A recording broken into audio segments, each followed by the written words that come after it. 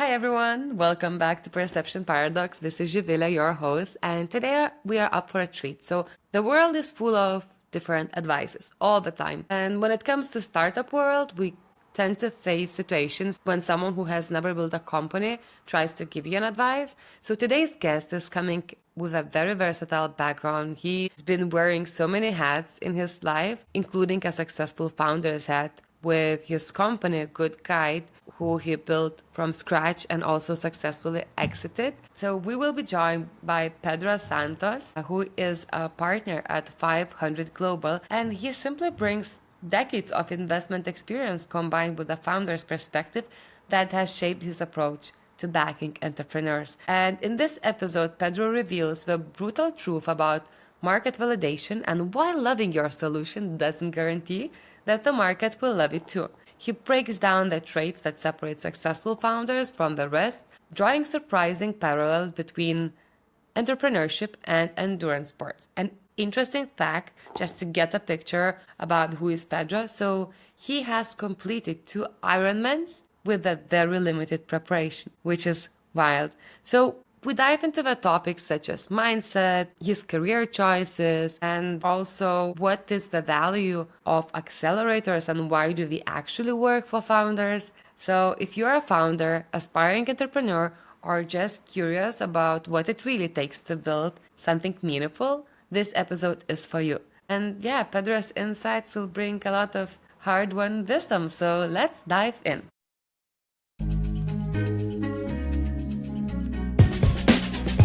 Real people, real stories, and real challenges that break the status quo. I'm your host, Javila, and welcome to Perception Paradox.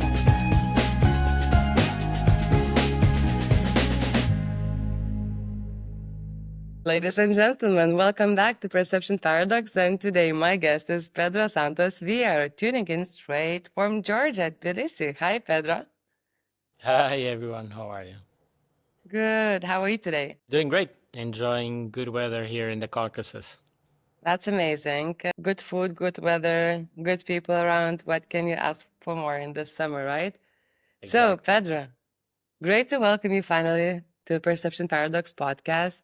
We've been bumping into each other through different startup ecosystem events, and like it always like hi, shared circles, and it was great to get to know you and your activities during the last year more. And I think it's fascinating how versatile your personality is and how many things you actually have been working on. And when I see you in the ecosystem, you're always creating a lot of value, you're always giving, doing things, gathering people, and also creating and building in silence. So I'm very grateful that you are here with me today at Perception Paradox to share your story, what you've been working on, and also what's hot in the Eurasia region, where you just had the demo day that I was fortunate to join as well. I was wondering what's the best way to start the episode, because you've been covering so many hats during your career. You've been doing your PhD, so you've been in the science world, you've been building companies, and now you are wearing the investor hat, and the investor hat is very also versatile. So tell me, Pedro, how did your entrepreneurial journey started? You started it right. So I did start in academia and I thought I wanted to be a university professor full time. And that's why I went to the US for grad school. And that's why I ended up in Berkeley.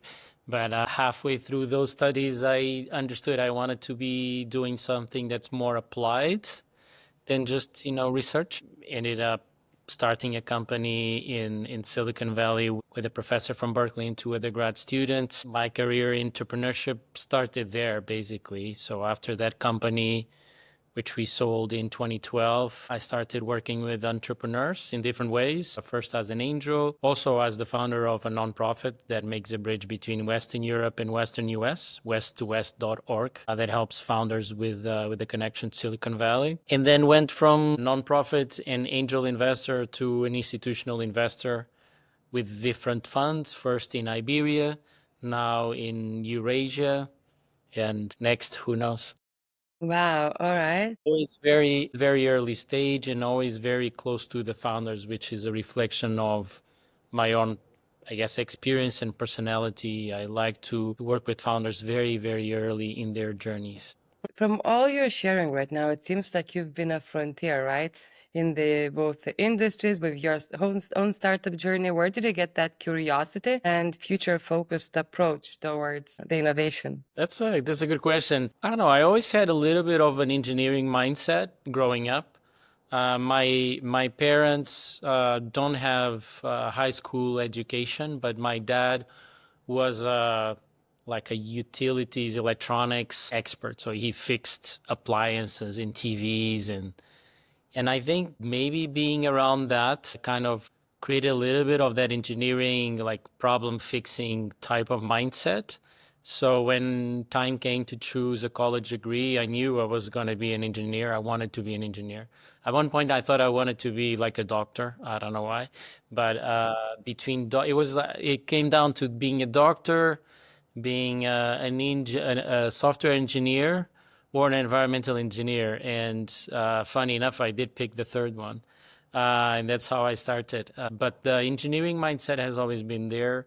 I like to take a problem or a challenge and break it in small chunks and then fix each of them one at a time. And then at the end, get a solution that works. Yeah. So you've been building company in the US before it was so hyped and before the founder journey was such a, I would say like now it's just becoming a norm, right? Like, oh, you're building a startup, all right. And everyone is out of the blue wants to be a founder. How different was it to build, I would say like what, a decade ago, right? The company than it is right now, even over a decade ago. Yeah, way more than a decade ago. Yeah. It was definitely a different environment. So it was good. I was in Silicon Valley for a long time, 15 years. So that was enough for me to see different boom and bust cycles there. And we started our company at the end of '07, '08. It wasn't an easy time to start the company either, for different reasons, but and we started it in a fairly unhyped sector at the time. At the time, we were talking about digital health and well-being and sustainability with the company, and which was named Good Guide. So it was an interesting journey because we were doing something that people were not talking much about.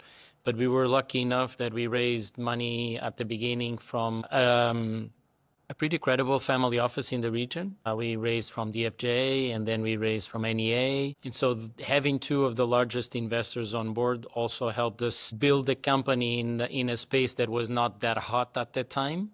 Mhm. Uh, and that was very important for us to be able to build a company. Yeah. What do you think helped you to raise the funds in that year within within digital health? It was really not hot at all. So did you have or a good sales pitch or you really had a good value prop? Maybe both. I think all of those, but largely the Dara O'Rourke, who was the faculty that started the company with us, was known in this space of environmental and social justice. So having him plus our backgrounds from Berkeley and Stanford, and we had a bunch of people in the team from Ivy League schools, gave us the scientific credibility to build what we were building. We're actually a science company with a technology layer that allowed us to deliver a consumer product. So I think you can say we had founder market fit for that, and that's how we raised the money. Funny enough, we started building the first prototype, and this is gonna date me and age me in front of everyone. We started building the first prototype when the first iPhone was still not out. Okay.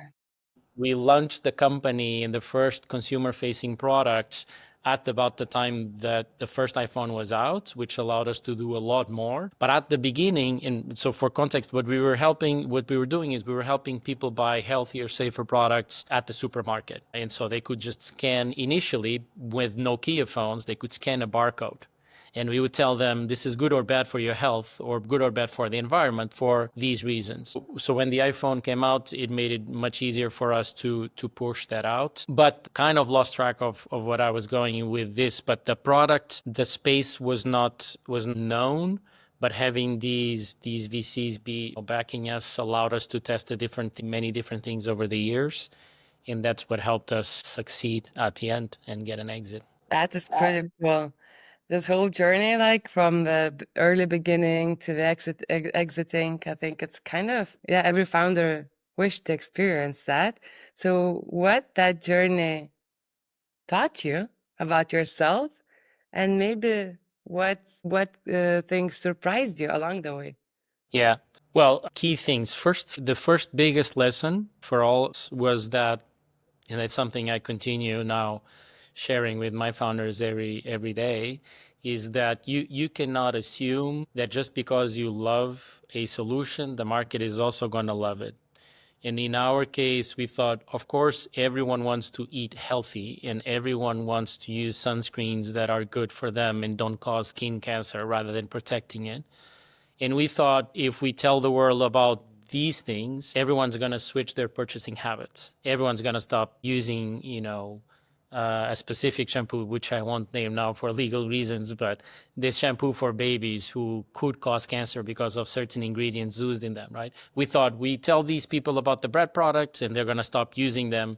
And then the company is going to start making better products.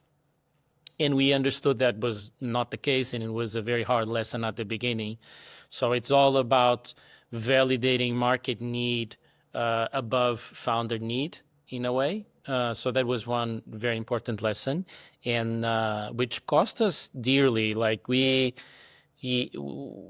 had also very good times with the company and bad times with the company. We basically ran out of cash almost twice. We had to do extension rounds. We had to do flat rounds. We had to do down rounds. We had to do a bunch of things to get to the exit. But a lot of it was caused by this fact that we thought the market wanted something and the market didn't really want that. And we had to find other ways to monetize the science that we had, and we ended up monetizing it with the retailers and the manufacturers, not the final consumer. The other lesson was when everything seems daunting, the world is burning around you, and you're running out of money in your bank account, is to again break things in small pieces, and then solve one at a time, and then have different teams with different subsets of the team with certain expertise that can fix each of these problems separately, still having the bigger picture in mind. So breaking down a big challenge in small challenges was also another very important thing. And then finally, the importance of storytelling in this whole thing. Storytelling in the media, because we became, I mean, basically the number one brand in this space when the company was live. Everyone wanted to write about Good Guide. We're mentioning it. We're mentioning Dan Goldman's, book and things like that. So being a storyteller for the media was super important to keep us top of mind in the space. Being a storyteller for the investors was critical for us to continue doing these rounds at the beginning when the company was not doing that well financially, and then being a good storyteller for the brands and the retailers with whom we ended up doing business, and which basically led to eventually proper monetization of the product and then an exit at the end. How did you know that you have to pivot and it's still not the moment to call it a quit? Because usually, like, we have two situations, right? When we have two questions: when do you have to pivot, and when do you call it quit? How was it in your case? Well, I don't think there's an equation for that or a rule for that. In our case, I think we probably even made the decision a bit too late of trying different things. All of us came from academia. None of us had started a company before. I think we were mature enough, but we're just not tech founders before. And so maybe there was a series of things that we should have tested earlier. We should have tested faster. We should have accepted the results if it was a failure faster and then move on to the next one. So maybe we didn't pivot fast enough in some of the situations. But ultimately, when you start running out of cash, I think that's definitely already too late to pivot to something else. But we kept trying different monetization streams and asking different players in the value stream what they saw in what we had, and if there was any value, we tried to monetize it with them. And that's why we ultimately ended up with the major US retailers as our clients, is because they saw value in what we had. How did you cope with the hard times when you're running out of cash and it's quite stressful by itself, right? Especially if you have employees and you have a family to provide or just to survive yourself in a foreign country. How did you guys, with your co-founders, cope with stress? Yeah, the stress was more like about responsibility we had with our team members, not so much our own as founders. Two of us were very young with no families, so it really didn't matter. And they were like super bright software engineers who could just get a $1 million contract working for Google at that time if they wanted. So financially, it wasn't the worry for us directly in our families. It was more, okay, we've hired this team, and at one point we had like 30 people in the team. So it's the responsibility of, okay, if we don't have money to pay salaries next month, what's going to happen? And again, the storytelling is important because then we were always very transparent with everyone in the team, and people knew when we were doing well, when we were not doing well, and when we had to let go large portions of the team twice, and we explained it to the ones leaving why they had to leave so the others could have a room to stay, and we explained the ones who stayed the braveness of the guys who had to leave. So tough times, but if you explain well why things are the way they are, I think people accept them more easily. So tell me, Pedro, every founder dreams about an exit. Do you remember how did it feel to have an exit? Did anything change? I don't think much has changed. And for me personally, I actually did not want to exit at the time we exited. My founders were more inclined to do so, and the investors too. So we ended up exiting at that time. I mean, it changed my life in that basically I decided after that it made more sense to be on the investment side than starting another company. It changed me because, it was more than 8 years of grueling experience of building the company through ups and downs. And so I also learned a lot during that period, which then shaped me to be what I am today. Yeah, so it changed me in that way. That's why I'm here. That's amazing. Well, I'm pretty sure founders are very happy to have you, as well as the ecosystem, wearing an investor hat as well, and coming with such a strong operational experience. So you finished with our company and then you moved to the investment landscape. My question would be, what kind of personality traits and characteristics would you identify of a founder who will manage to build a successful company? I mean, I think I'm gonna sound cheesy, but that's what everyone says, to be honest, is you need resilience and you need persistence because you're gonna be faced with so many challenges that if you don't have those characteristics, you're not gonna overcome them. You have to be smart and all that thing of, don't work hard, work smart. That's all true. But actually, I even tell this to my founders sometimes, which is work smart, but don't forget to work hard. And that's how I am. Not crossing the border of being workaholic. But as a founder, I mean, you have to be thinking about your company almost 24/7. And so that characteristic in the founders that I know they're going to push through and not give up when faced with 1, 2, 3 big challenges is very important. All of the things of, ambition, being a good team leader, being, a visionary about the space, all of those are necessary. But at the stage that I invest, which is very, very early, and the challenges are sometimes unsurmountable, definitely has to be someone who is persistent and resilient and is going to take the load and figure it out. And we've been talking with you as well, and you've done some stage presence on comparison of athletes' mindset with the founder's mindset, right? When did that come into play? I mean, if you're referring to this new keynote that I've been or started presenting last year about being an Ironman and being an entrepreneur, so that's something that came to life last year. But I was an athlete growing up, different sports.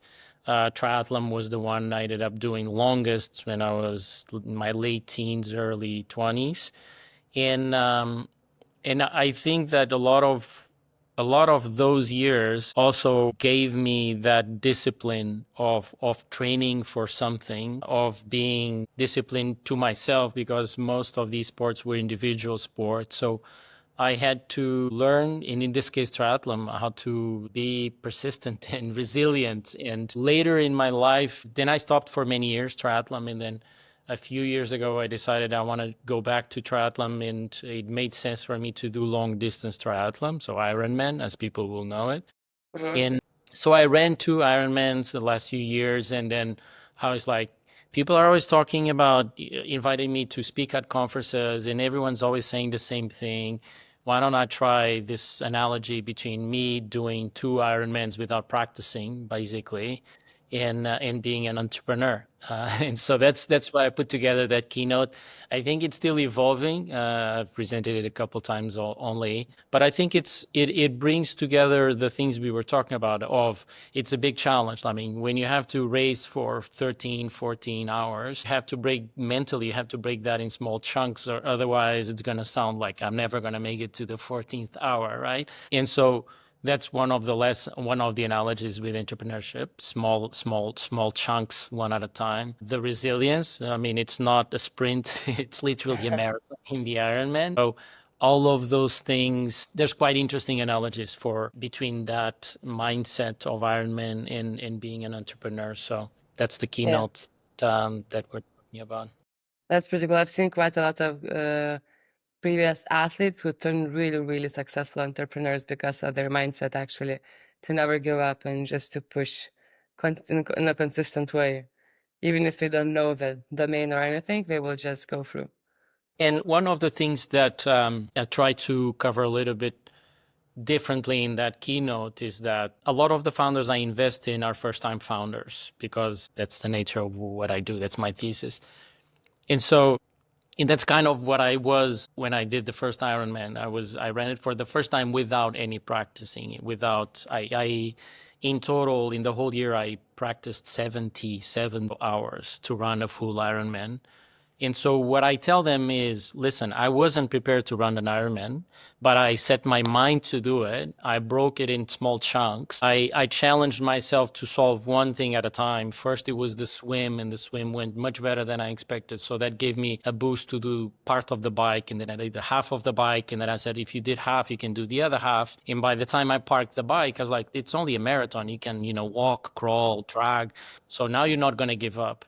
So with the founder, it's like the same thing. Okay, I'm sure you're not prepared, and you're going to pitch your product in your prototype, and you're going to get negative feedback from the market and negative feedback from the VCs. But break it in small pieces, address each of those pieces of feedback at a time, make the product better, make the business model better, and eventually you'll come with something that will help you succeed. And so that's in a nutshell what I try to do with that keynote. Talking about Ironman, for the ones who don't know, the distances are quite wild for a regular person, right? You have to swim in an open water around 4 kilometers, then you have to cycle 180, and then run 42 kilometers. And you've done it in Portugal, right? So you don't have flat roads. You actually have to go uphill. So it's not an easy ride. Yeah, yeah. I've been running it always in Lisbon, or Cascais, which is Yeah, a city next to Lisbon. Yeah, we do. It is one of the toughest in the world, actually, because we do go up amazing. one of the sierras next to Cascais twice. So, Yeah. Wild. That's wild. But it makes sense. You've done some triathlons also before, so I think that also helps a bit knowing how that to transit between the but areas, but it's it's still amazing, impressive. but even that. So again, to continue with the analogies, it's the same Yeah, thing. I was able to do Ironman to race Ironman races, only practicing around 70 hours in one year that's before insane. that. Yeah. But I did have 4, 5, 6 years when I was younger of building muscle memory. And the analogy for the founders for me is, okay, maybe you are starting this company for the first time, but you have done a series of things in your life before that actually gave you some of the traits and some of the expertise that you need to build that product. So it's like Mm, you also have some muscle memory as founder there. You just have to figure out how to use it to build the company. In fact, when I am talking to the founders pre-investment, one of the things I try to understand is, okay, first time founder, fine. So no, don't tell me what you learned from the previous company, but what have you done in your life that actually is relevant for this? What was the toughest challenge you faced in your whole life, for example? I ask this to the founders often. And so then I use that to assess things like resilience, persistent, etc. Yeah. And Pedro, you find yourself in very exciting regions that are usually non-obvious markets for the startup scene, right? You mentioned before was like African region and Central Asia, Middle Baltics as East. well, then Eurasia. And right now, a lot with the 500 Global, you are involved into the Eurasia region. You've just finished one more demo day and accepting new founders to join, the one starting in September. So what excites you the most right now about the Eurasia startup ecosystem? Yeah, so I think probably Latin America is the only continent where I haven't done some investment or Not yet. acceleration programs. I need to work. Not yet. Not yet, not yet. But what I like, but it's always been emerging markets, emerging regions. I mean, maybe the Iberia experience with my previous one is not classified as an emerging region, but still still maturing ecosystems, if you will, Portugal, Spain, Southern Europe.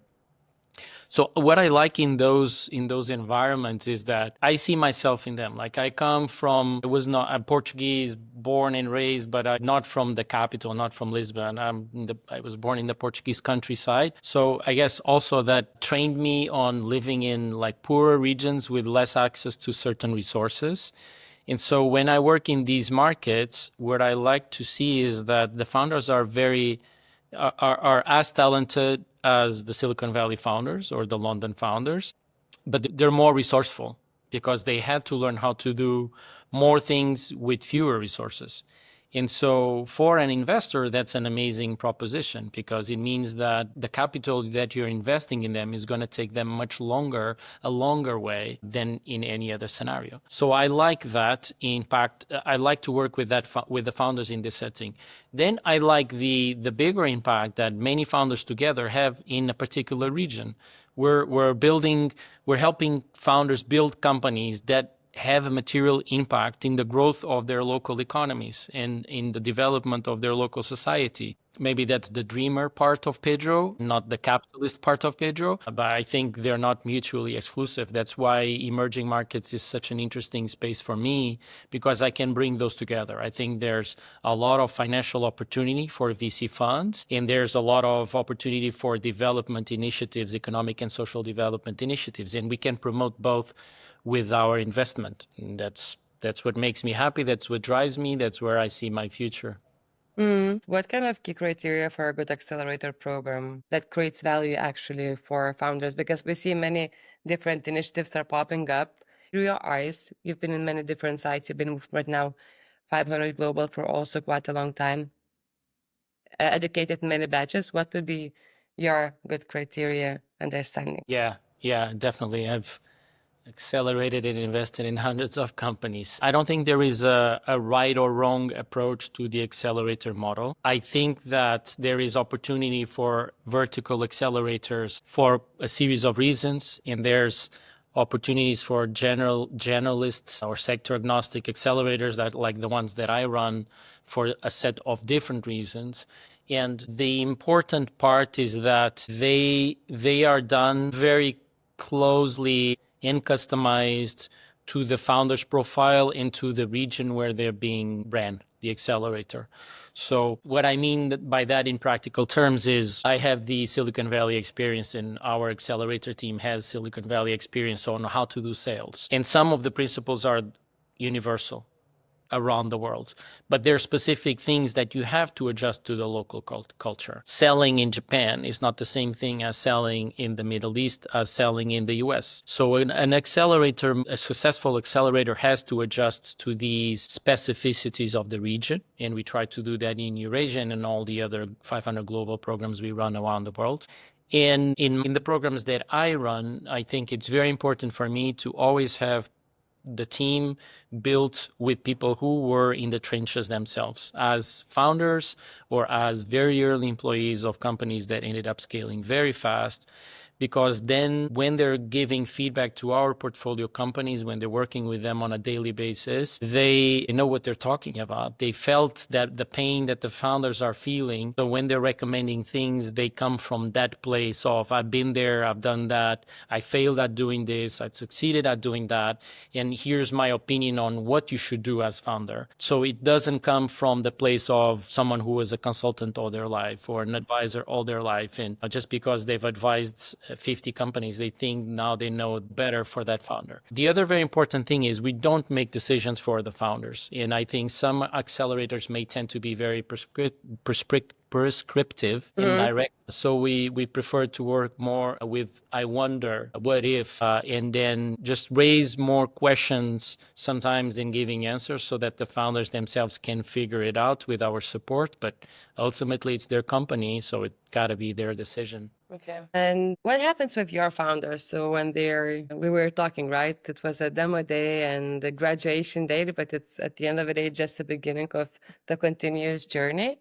Can you tell us more about your further work with founders once they complete the acceleration program? Yeah. So Eurasia, our program in Eurasia is uniquely staffed year round to support our portfolio companies. So when typically in an accelerator, you do your demo day, you go on stage, and then you fall off the map, and no one sees you until you need paper signed for your Series A or something like that, right?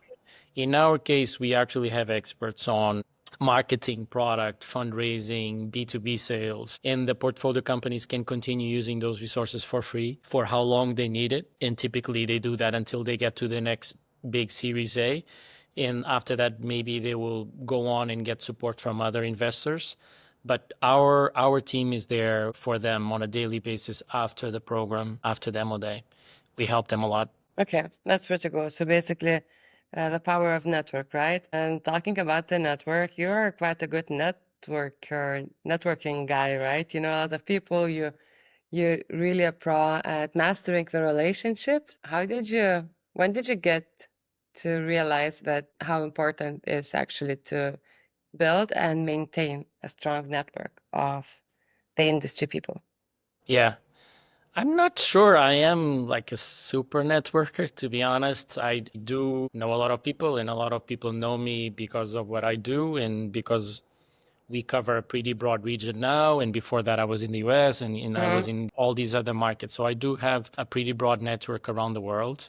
I definitely think I should be doing a better job at maintaining that network. There's never enough time to be in touch with everyone properly. But it is important to VC is an industry of people, even though we are always talking about numbers and numbers. But venture capital is about personal relationships, is about getting an investor to trust in you as an individual founder or as an individual team and invest in you. And then as a founder, it's very important that you're able to maintain these relationships over time, regardless if you're fundraising or not. We're always telling our founders also as a lesson, which is investors don't invest in points, they invest in lines. So make sure you're building this relationship with them over time, promote different interactions with them at events here and there, not always for fundraising, but just to stay in touch and build that human connection so that when you do actually start fundraising as a founder, people in the industry and the investors already know you for what you are, not because you're raising money at that time. So it's very important to maintain those networks alive and kicking. Yeah, it can be challenging.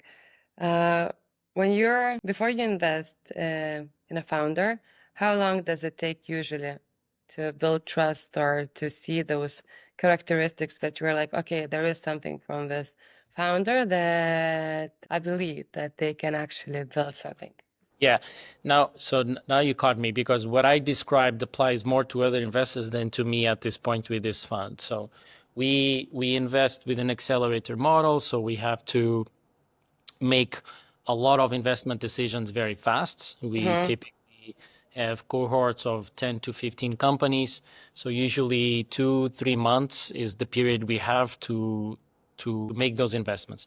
That doesn't mean that we don't know the founders from before, and some of them we meet and it's too early, and then We try to foster that relationship and see them grow, and eventually it becomes the right time for us to invest. So maybe for that, maybe we know them for 6 months until we invest. But many of the companies, I'm meeting them for a couple months maximum, and I have to make up my mind with just those samples. So it's a high risk profile, high risk investment profile for us with this, but it's the nature of the game that we decide to play. Yeah, that's exciting. What industries are or hot trends are right now exciting you, or where your eyes are on besides AI, maybe? Yeah, yeah, But yeah, AI is everywhere. It's like it's in every industry, right? But a lot of exactly. great things are happening. So, I made an attempt at a controversial statement the other day at a conference where I said I don't care about AI, but no one picked it up, so it didn't work. The point was it really is not about AI, is the problem that it's solving. I was already saying this before the AI hype to our founders is not your technology, is the benefits for your users. And if those benefits are achieved with AI or not, doesn't really matter. They need to be achieved more effectively and with good unit economics. So I don't think AI, for me, with the investment thesis that I have, has changed significantly my interest in the verticals. I still like to see a lot of what's happening in education technology, and one of our best performing companies is Practica in that space. I like to see what's happening in e-commerce slash retail, because I think that's always going to be there. Logistics, because that's always going to be there more and more. Digital health, I like a lot because that's where I came from with my founder experience. It's a regulated space, so it makes it slightly harder for early stage investors like me, but it's a space that I like. And then the one I really, really would like to invest, but I have not made enough investments in that space, is sustainability. And maybe there will be a combination of AI and sustainability that I will bet in the near future. But it's one of those verticals where I would like to see more knowledgeable investors investing. Okay, fair enough. And I've just remembered one interesting fact talking about the investments. You have recently graduated from the Kauffman Fellow program, which is, I would say, a very exclusive investors network educational. You flew on site to the US, but it takes like 2 years to finish the program, and you meet quite a top-notch players. So how was your experience there? What did you learn? Yeah. So small correction. So I started the program this year. So I'm in the class that Okay, okay. started a month ago. So I'm at the beginning of my 2 years now. Oh, so it was just inauguration, so you just started. Okay, well, anyway, congratulations. How is it so far? Thank you. Yeah. So the trip you're referring to was the kickoff, and it's an important module. Yeah. Kauffman is a very prestigious program for VC managers. I'm very humbled that I'm there this year. There's about 60 people that got picked this year. There's about 1,000 fellows in total over 30 years, so it's a quite selective program. It's very useful for VCs to have peer groups to discuss industry matters in a super supportive and highly confidential way. People are comfortable sharing a lot of things that are good and bad about their jobs, and becoming better investors in doing so. So I'm looking forward. I have many friends that are fellows and graduated from other cohorts, and now I'm in this one. So expectations are very high. That's pretty cool. I cannot follow your journey, actually. I hope you're gonna share some on LinkedIn, since it's hard to catch you when you're always on the road. Yes, a lot of moving around. Yeah, it would be very, very cool. So, looking back into your whole cycle of experiences wearing different hats, I would say covering 360 degrees ecosystem roles, what would be perhaps a thing you wish you knew when you found yourself entering the startup scene and operator role? Good question. I often joke that I don't know why I went to do a PhD, because there's like a lot more time in school, and I could have started a company, 5, 6, 7 years earlier. But on the other hand, if I hadn't done a PhD in Berkeley, I would not have met my co-founders, and we would not have started the company. So I don't know if that's something that I would like to know, like how to start a company earlier. But I don't know. I would like to know the topic that I mentioned earlier, which is I wish someone had told me earlier, don't trust or believe that the market wants this just because you want it. And we were dreamers. We come from science and academia. We thought we can change the world by just telling people change it, and that's not how it works. We thought people would change with the power of their dollars, and they didn't. I think there was a lesson that I may have learned a bit too late in life, and so now I try to have my founders learn it as early as possible so that they don't commit the same mistake. Beautiful. So we're getting closer to the end, and I have this tradition on the podcast to leave the audience to ponder with a question through the day, usually something, perhaps in this case, to our dear founders who are listening. What would be your thought to ponder while they're building something great and big? To the founders, I would ask, why are you building that? Why are you building it?